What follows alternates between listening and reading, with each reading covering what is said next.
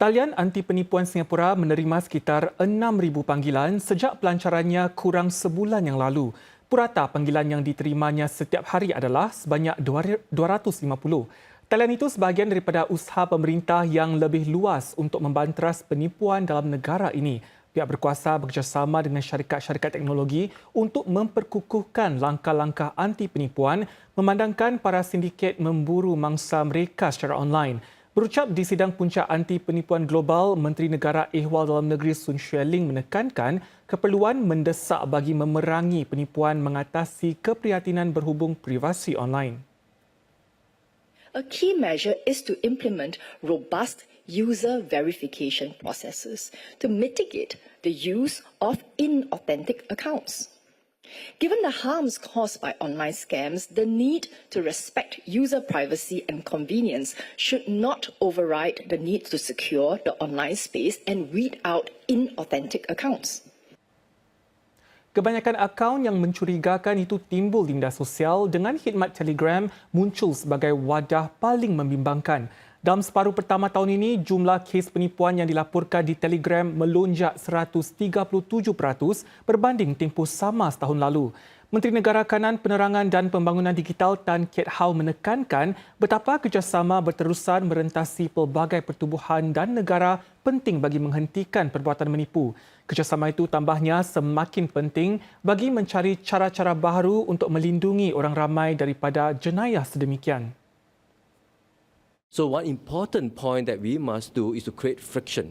Most of the scams, a large number of scams, actually happen within minutes. So if we can create some friction, slow down the scammers, allow people to think about it, I think it minimises a lot of losses. Singapura menyaksikan jumlah wang yang lesap angkara penipuan menjunam 40% tahun ini menurut laporan Perikatan Anti Penipuan Global atau GASA. Kemerosotan itu hasil langkah-langkah pencegahan seperti kerjasama antara kaki tangan bank dengan polis dalam usaha memerangi penipuan. Laporan terkini menunjukkan lebih 600,000 rakyat Singapura berusia lebih 18 tahun menjadi mangsa penipuan. Akibatnya, $2.5 bilion wang lesap setara 0.5% GDP negara. Purata kira-kira $3,200 lesap daripada mangsa-mangsa penipuan di Singapura tahun ini. Jumlah itu merosot daripada hampir $5,300 yang hangus setahun lalu. Sekitar 65% rakyat Singapura melaporkan terjebak dalam sekurang-kurangnya satu penipuan sebulan. Ini jika dibandingkan dengan sekitar 90% responden di Hong Kong dan Thailand. 54% responden percaya mereka kini lebih kerap terdedah kepada penipuan berbanding setahun yang lalu. Di Singapura, 70% responden berkata penipu menghubungi mereka menerusi kiriman mesej, aplikasi sembang ataupun panggilan telefon. 50% dihubungi melalui email, manakala 40% pula menerusi media sosial. 70% responden berkata mereka menyedari sendiri bahawa sudah menjadi mangsa penipuan. Lebih 40% kes penipuan di Singapura dilakukan menerusi pemindahan bank. Hampir 10% rakyat Singapura yang terpedaya mengadu tidak pasti sama ada sesuatu tawaran itu sebenarnya satu penipuan tetapi tetap mencuba nasib. I think it will be a battle for the next few years. I mean, scammers are doing smarter things and both commercial companies as well as government implementing new measures. But my hope, and I already see some proof of it, is that we are able to stabilize scams. It will always remain a crime, but I do think we can get it a little bit more under control than is currently the case. Bekas anggota Parti Pekerja Yudhishthira Nathan mengaku ingin Cik Raisahan terus berbohong di Parlimen. Semasa memberikan keterangannya pada hari ke-6 perbicaraan Ketua Pembangkang Pritam Singh, Encik Nathan berkata ini kerana para pemimpin WP tidak mempunyai plan yang sesuai sekiranya mantan anggota Parlimen itu berkata yang sebenarnya. Apabila hakim meminta penjelasan, Encik Nathan berkata beliau bermaksud Cik Raisa untuk terus berbohong dan bukan sekadar menyembunyikan hal yang sebenar. Encik Nathan juga ditanya mengapa beliau tidak menyoal Encik Pritam mengenai arahan kepada Cik Raisa untuk membawa kebohongan sehingga ke liang lahat. Menjawab, Encik Nathan berkata beliau tidak rasa ianya perlu kerana sudah menerima keputusan parti. Ini meskipun pihak pembela menarik perhatian kepada kecenderungan Encik Nathan untuk menyoal Encik Pritam di depan halayak ramai. Encik Nathan kemudian memberitahu mahkamah beliau menyunting mesej di mana beliau menyarankan Cik Raisa untuk terus berbohong. Ini kerana menurut andaiannya mesej itu tidak penting bagi Jawatankuasa Hak Istimewa Parlimen atau COP dan bukan kerana ia akan memburukkan imej beliau sendiri. Pihak pembela kemudian membuat permohonan untuk mendapatkan 2 dokumen berkaitan perbualan Encik Nathan dengan Cik Raisa antara 4 hingga 12 Oktober 2021. Ekoran bantahan pihak pendakwa raya, hakim akan melihat 2 dokumen tersebut sebelum membuat keputusan.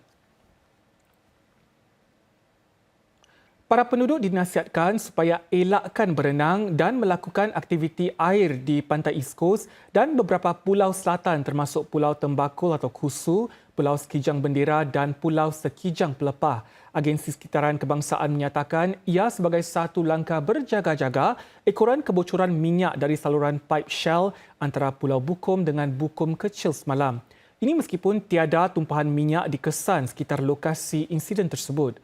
Kebocoran dari saluran pipe itu berjaya dihentikan sekitar jam 3 petang semalam. Tiada kecederaan dilaporkan.